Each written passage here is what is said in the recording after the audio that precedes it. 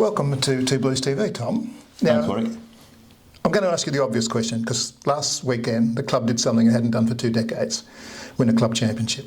How does it feel? Feels pretty special, to be honest. We had an amazing night down at the club on Saturday night. It's obviously we've been top of the club championship for a while.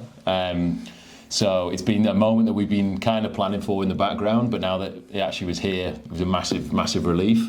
But also one that I'm really proud of as a coach, proud of this club, proud of the lads that have done it, and proud of what we can actually become. As I think this is just the start of something really big. Yeah, well, let's go back to the start, October last year, when you declared in the club rooms upstairs that you wanted all 4, 5, 6 teams to be playing finals.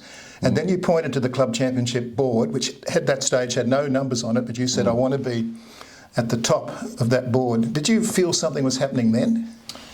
I did. I felt something was happening when I joined 3 years ago, to be honest. And I think I kind of assessed the club. When I was picking which club I would play for in Geelong, I actually went around a number of clubs, and as soon as I saw Queen's Park and this club, there was no other choice for club to go to.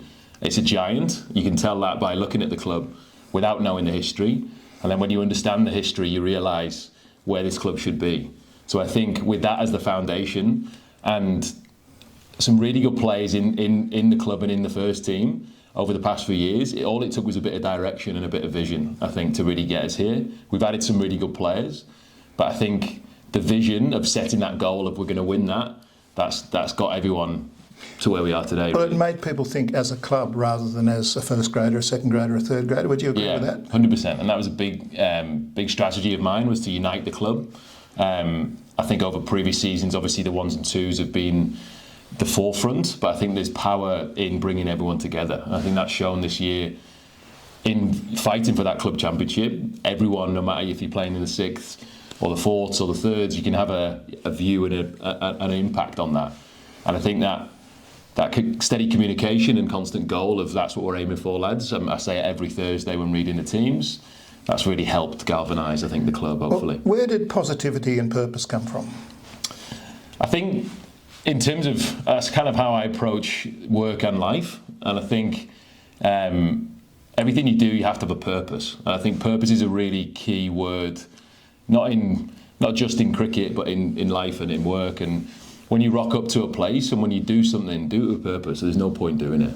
And I think over the past couple of years I've been here, that purpose was there sometimes, but not all the time. So the key of dropping those 2 words all the time was to reinforce that you need to turn up with purpose and always start with positivity, because positivity is infectious. It grows both mentally and from a cricket point of view.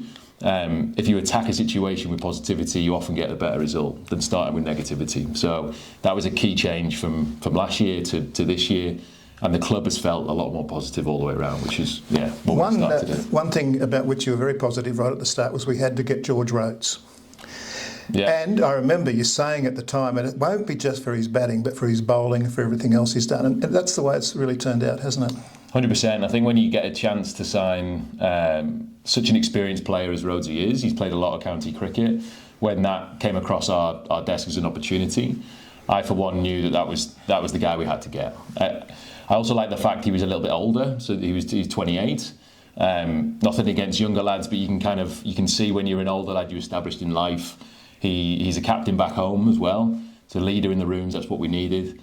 But then he did both skills. So he's a quality batsman, but offers a lot with the ball. And I think the bowling has actually come to the forefront even more than the batting towards the end of the season. So I think as a pro, he's been perfect. He's made my job a hell of a lot easier. Taken on a lot of coaching responsibility. So as a professional, you probably don't get much better than George Rhodes. But let's talk about the other young fella from England.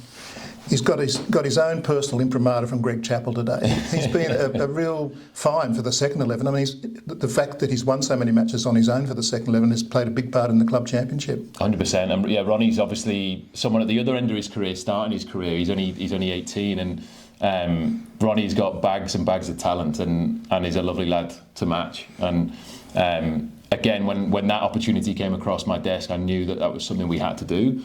I love the fact that we have a relationship with Essex, and we'll look to continue that year upon year, because you get a player like Ronnie to come out, and a lot of the lads in that second team have learned a hell of a lot from Ronnie, even though he's 18. He's guided them and shown them what top quality is, and that's invaluable. So, yeah, we've loved having Ronnie. He's a great addition to the club. Now, coaches shouldn't have favourites, but have there been any sort of performances over the year that have really tickled you? I think seeing Rhodesy in the first game peel off 100 without like consummate ease was beautiful to watch. I actually liked Sammy Mitchell's 60 and 70 for different reasons. We dropped Sammy for the first couple of games, and he obviously wasn't amazingly happy with that. But we challenged him to score some runs, and the fact he's gone out and done that and made that spot his own, I think that's been one that I've really enjoyed watching. A couple of the young lads' performances as well. Berkey, I think he bowled 10 overs for 10 runs the other week. So seeing him develop and a few of the other lads develop is really, really good to watch. So here we are, we've won the club championship, but the finals it's really, everyone says it's the business end, it's where it really starts. What's the approach to these games over the next couple of weeks? Well, we're coming in with a bit of momentum, which is always a massive thing in finals. We haven't been beaten since Christmas, so I think that is you never want to go into finals losing your last game, which some of the bigger teams have done. So we're coming in with that at our back, bit of confidence. I think we're not going to approach it much different to the way we approach the season. We're going to again, purpose and positivity. We're going to attack the game, back ourselves. Obviously, we're playing on a ground that we know well, a new track that you can look to go big on.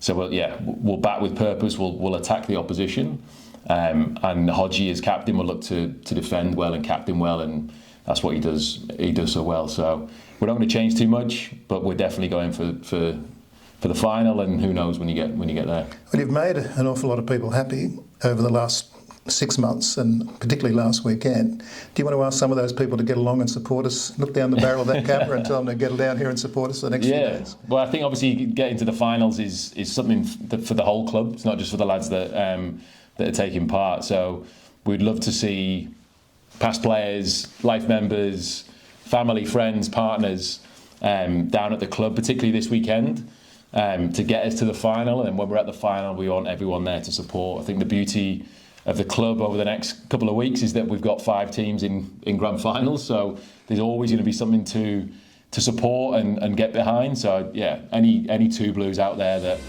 are keen for a pint and watch some cricket, this is the time to do it. Tom Meredith, thank you very much. Thanks, Warwick.